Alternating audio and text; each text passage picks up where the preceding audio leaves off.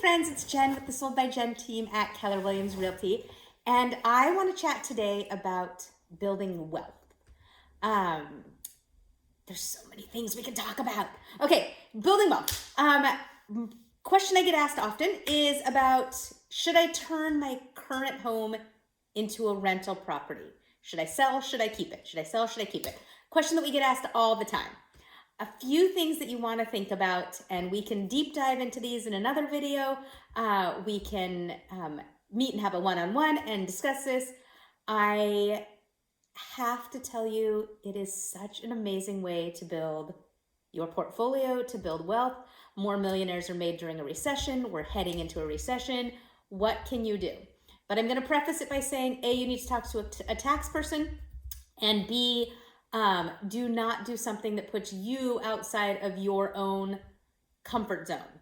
So number one, there's two things that I think about when people ask me that question.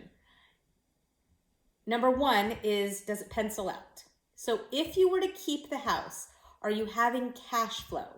Cash flow being all of your expenses. People are like, oh yeah, it covers my mortgage. I don't care about your mortgage. I mean, I do care about your mortgage, but I don't care just about your mortgage.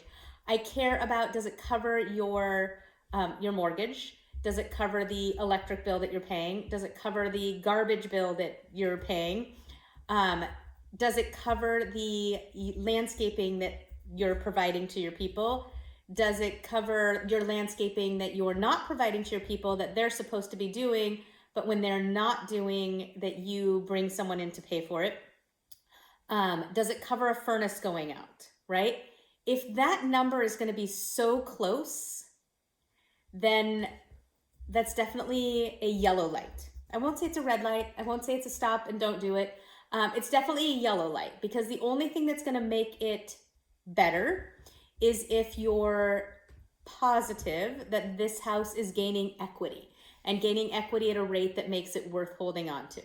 Okay, so there's two things that you can think about. One is cash flow and does it pencil out? And then the second one is, are you holding on to it for the equity? So if you're holding on to it for the equity, you're talking about the fact that you're going to hold on to this for 3 to 5 to 7 to 20 years, and that you're okay if every year you put a little bit in because of what the percentage that you're earning. So here in Oregon, we're talking about average, not the past few years, not pandemic years. We're talking about an appreciation rate of about 4.5% to 5%. Again, that's not going to be every single year. That's not going to be a straight line or straight diagonal line. That's going to be up and down and up and down. But on average, you're talking about a 5% increase. Is that enough for you in 10 years, say, that house made sense? Those are the two things that I look at when I talk about holding onto a property, or any property really, any investment property. Are those two things. Does it pencil out? Does it cash flow?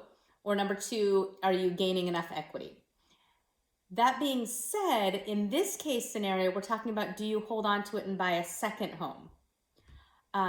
So you want to think about, can you afford the second home and putting a new roof on the first home?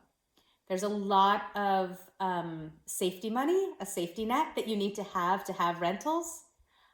You also want to consider the fact of, are you going to have a property management company, or are you going to do it yourself? Those are the things that I think about. Those are the things that I walk people through when they call and ask me that question. So that's number one. Number two is, before I purchase any home, I want to think about, would this be a good rental? My current home that I live in, I probably wouldn't rent out. I would probably sell. Every other house that I've lived in up until this point would have been a good rental. A condo in a certain area of town, houses in certain neighborhoods, those kind of things, and a certain price point. Once you get out of those neighborhoods or out of those high demand areas, it's not necessarily it can still be a good investment. It's not necessarily a great investment. So this is where working with your realtor, your professional, becomes so important to know before you purchase. So if you're at the first purchase stage, make sure you're working with someone who can talk to you about long-term portfolio investment, building wealth. If you're at the second stage and you're talking about buying that second house and should you hold on to it or not, It's a similar conversation that, but what does the current property do for you? Happy to chat with you. Leave a comment down below. Interested to hear your point of view. I'm just here to help people build wealth. Make it a great day.